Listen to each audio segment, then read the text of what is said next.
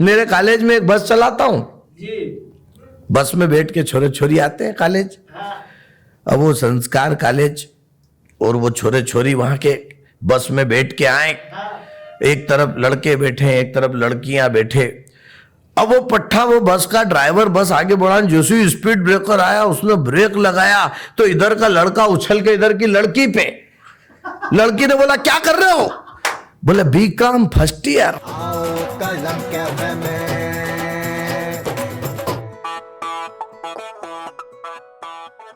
हंसी की कीमत खुद रोकर समझता हूँ, पाने की चाह को कुछ खोकर समझता हूँ, और आपके चेहरों पर यह हंसी बनी रहे इसलिए हर वक्त मैं खुद को एक जोकर समझता हूँ।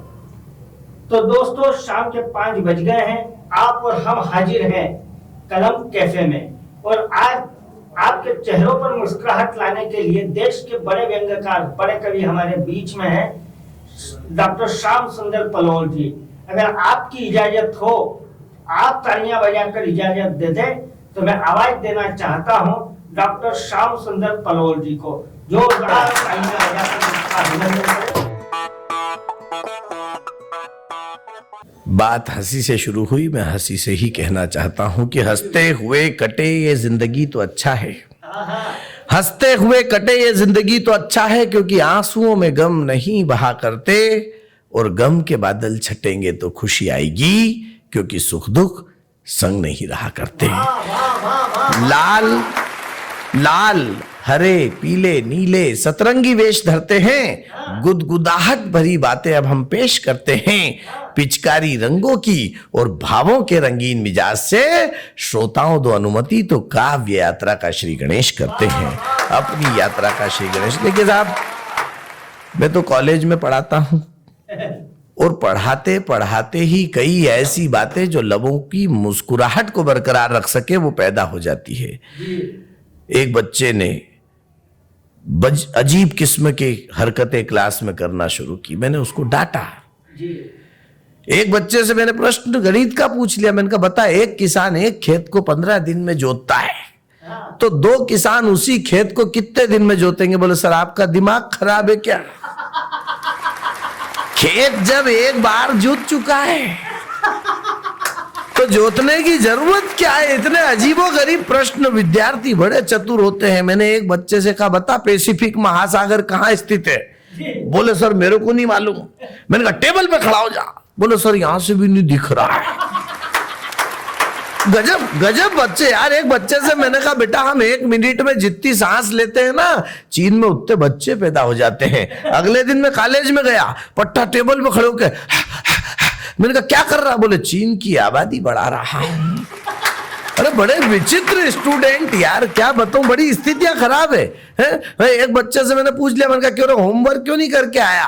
बोले सर लाइट नहीं थी। मैंने कहा लाइट नहीं थी तो मोमबत्ती जला लेता। बोले माचिस नहीं थी। अरे मैंने कहा माचिस क्यों नहीं थी? बोले वो पूजा घर में रखी थी। मैंने कहा पूजा घर में से उठा लेता। बोले नहाया नहीं था। मैंने कहा नहाया क्यों नहीं था? बोले पानी नहीं था। अरे मैंने कहा पानी क्यों नहीं था? बोले मोटर चालू नहीं थी। अरे मैंने कहा मेरे बाप मोटर क्यों नहीं चालू थी? बोले वही तो रो रहा हूं कि लाइट नहीं थी। बड़े टैलेंटेड, एक से एक टैलेंटेड स्टूडेंट यार, क्या बताएं स्टूडेंट्स की टैलेंसी के जलवे। मैंने कहा बता सत्य और भ्रम में क्या अंतर है? बोले सर आप पढ़ा रहे हो, ये सत्य है, और हम आपसे पढ़ रहे हैं, ये आपका भ्रम है। और मैंने कहा वाह रे मेरे प्यारे लाल।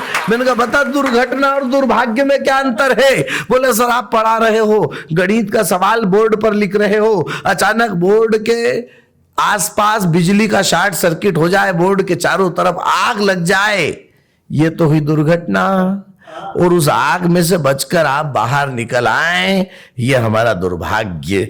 गजब की टैलेंसी यार, इतने टैलेंटेड स्टूडेंट तो मैंने दुनिया भर में नहीं देखा। हाँ, मेरे कॉलेज में एक बस चलाता हूं जी। बस में बैठ के छोरे छोरी आते हैं कॉलेज। अब वो संस्कार कॉलेज और वो छोरे छोरी वहां के बस में बैठ के आए, एक तरफ लड़के बैठे एक तरफ लड़कियां बैठे। अब वो पट्टा वो बस का ड्राइवर बस आगे बढ़ा, जैसे ही स्पीड ब्रेकर आया उसने ब्रेक लगाया तो इधर का लड़का उछल के इधर की लड़की पे। लड़की ने बोला क्या कर रहे हो? बोले बीकॉम फर्स्ट ईयर। इतनी इतनी टैलेंसी यार, गजब की टैलेंसी। और लड़कों और लड़कियों में तो तरह तरह के जुनून हैं। मैं उधर से आ रहा था, आते आते मैंने वैलेंटाइन डे था तो तरह तरह के जुनून देखे मैंने।